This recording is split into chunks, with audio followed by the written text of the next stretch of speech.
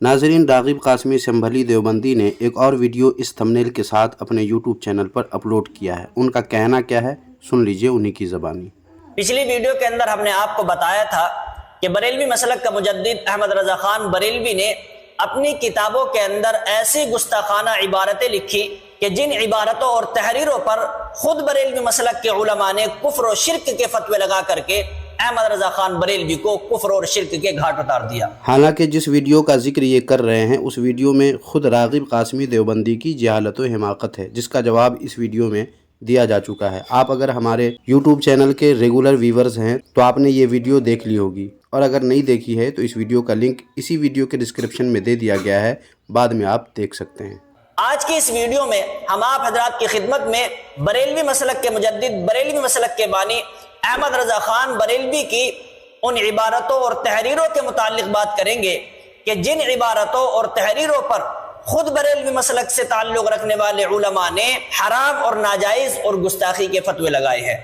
नाजरीन, इस बेचारे की बदफहमी तो देखें कि कहते हैं कि आला हज़रत अलैहिर्रहमा की इबारतों और तहरीरों के मुतालिक बात करेंगे, हालांकि इन्होंने आला हज़रत अलैहिर्रहमा की सिर्फ एक इबारत अपनी इस वीडियो में पेश की है। अब गौर करें कि जिनको इबारत और इबारतों में फ़र्क की तमीज़ न हो, तहरीर और तहरीरों में जो फ़र्क है उसे समझने का जिनको शऊर न हो, वो मुँह उठाकर चले आते हैं आला हज़रत अलैहिर्रहमा पर एतराज़ करने। हालांकि ये एतराज़ भी उनकी अपनी तलाश या मेहनत व मशक्क़त से नहीं है, बल्कि ये किसी और की मारी हुई मक्खी लेकर चले आए हैं। जी हाँ, ये गूगल बाबा से तकरीबन 2 साल कबल अपलोडेड PDF फ़ाइल जो किसी नदवी ने डाला हुआ है, जैसा कि आप स्क्रीन पर देख सकते हैं। इस PDF फ़ाइल को मैंने रिकॉर्ड भी कर लिया है ताकि आपको रागिब कासमी की इल्मी यतीमी का अंदाज़ा हो सके। रागिब कासमी इस PDF फ़ाइल को उठाकर ले आए और वीडियो बना दी। वाह रागिब साहब वाह, आप तो बड़े कमाल के कासमी निकले। दरअसल आपकी ये आदत आपके अपने हकीमुल उम्मत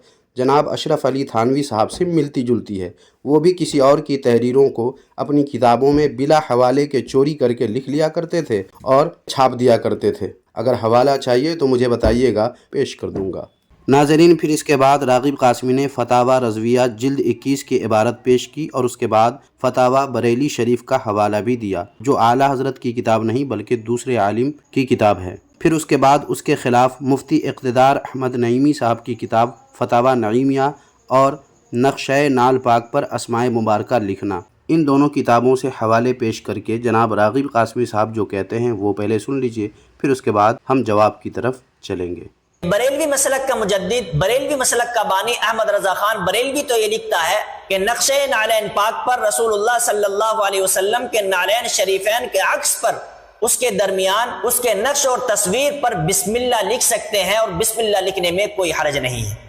अब ये इबारत इसने लिख दी।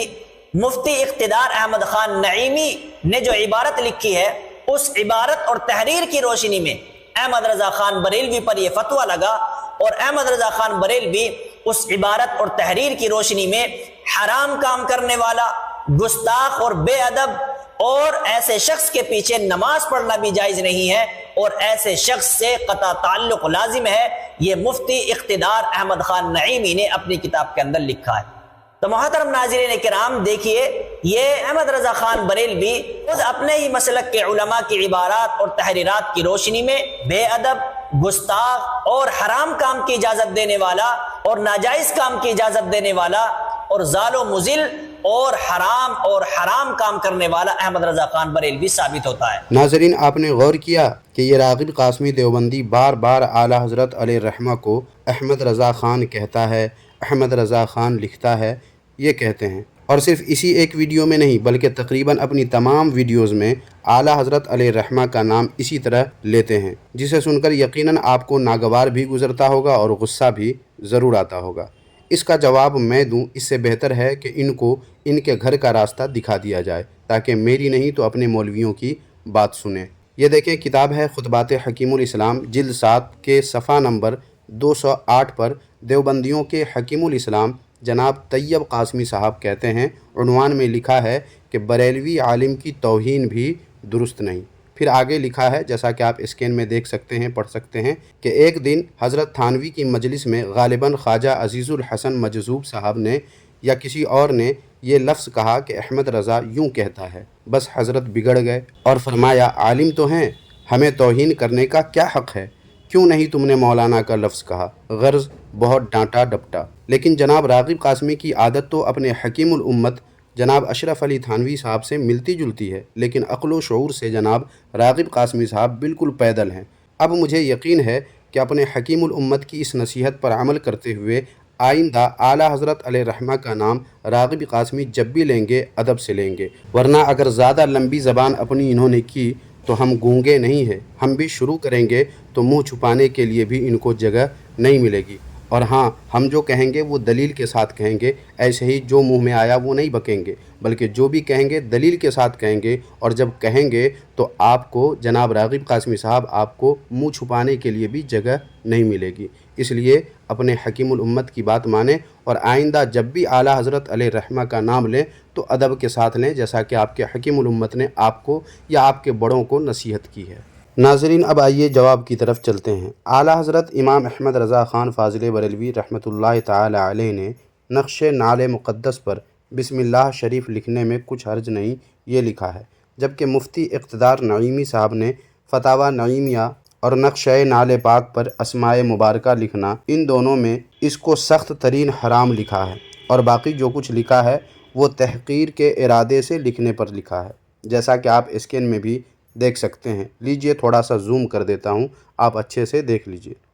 حالانکہ راغب قاسمی دیوبندی کے پیش کردہ فتاوی بریلی شریف کے صفحہ نمبر 352 پر جیسا کہ آپ دیکھ سکتے ہیں صاف لکھا ہوا ہے کہ اس کو قطعاً حرام و گستاخی بتانا غلط ہے، یعنی یہاں مفتی اقتدار نعیمی صاحب غلطی پر ہیں، اس لیے کہ حکم مدار نیت پر ہے۔ قال النبی صلی اللہ علیہ وآلہ وسلم انما الاعمال بالنیات۔ معاذ اللہ، اگر لکھنے والی کی نیت سوء ادبی ہے تو اس کا یہ فعل صرف حرام و گستاخی ہی نہیں بلکہ اسے دائرہ اسلام سے خارج کر دے گا، اور اگر اس کی نیت اعجاز و احترام اور حصول برکت ہے تو مستحق اجر و ثواب ہے۔ ناظرین، ایسا کیوں؟ کیونکہ اصل چیز اور اس کے نقشہ میں زمین آسمان کا فرق ہوتا ہے، جسے کم سمجھ والا بھی بآسانی سمجھ سکتا ہے، اور فتاوی بریلی شریف کے اسی صفحہ پر صاف لکھا ہوا ہے یہ اصل نعلین پاک نہیں۔ حالانکہ یہی بات دیوبندی مولوی کی کتاب میں بھی ہے۔ یہ دیکھیے کتاب کفایت المفتی جلد دوم صفحہ نمبر 90 پر دیوبندیوں کے مفتی اعظم جناب کفایت اللہ دہلوی صاحب لکھتے ہیں،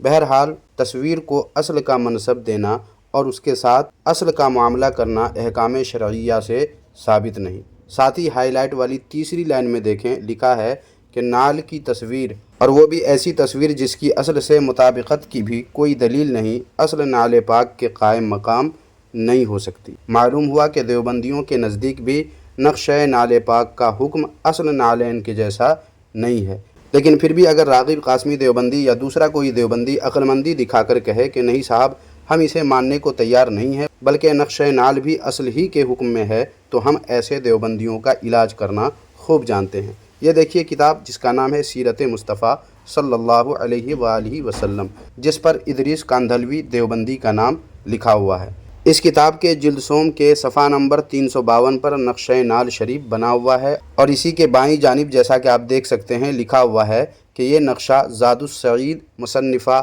حضرت حکیم الامت سے نقل کیا ہے۔ حالانکہ جناب تھانوی صاحب کی کتاب زاد السعید کے نئے ایڈیشن سے دیوبندیوں نے اس نقشہ کو غائب کر دیا ہے، لیکن اب ناظرین و سامعین کے ساتھ ساتھ خود راغب قاسمی دیوبندی بھی غور کریں کہ سیرت مصطفیٰ صلی اللہ علیہ وآلہ وسلم نامی کتاب کے درمیان نعل مبارک کا نقشہ بنا کر اس میں لکھے گئے اللہ و رسول صلی اللہ علیہ وآلہ وسلم اور صحابہ کرام وغیرہ اور آیات و احادیث بھی غالباً اس میں لکھی ہی ہوں گی۔ ان سب کے درمیان میں بنا کر ادریس کاندھلوی دیوبندی صاحب اور جناب اشرف علی تھانوی صاحب حرام کام اور گستاخی کر کے کیا ہوئے؟ فیصلہ آپ خود کر لیجئے۔ اب آخر میں راغب قاسمی دیوبندی کا دماغ ٹھکانے لگانے کے لیے ایک حوالہ پیش کرتا ہوں، وہ ملاحظہ کر لیں۔ یہ دیکھیں کتاب ماہنامہ تجلی دیوبند جو اپریل 1956 عیسوی کا ہے۔ اس کے صفحہ نمبر 9 پر عامر عثمانی لکھتے ہیں کہ قاسم العلوم غزالی وقت حضرت العلام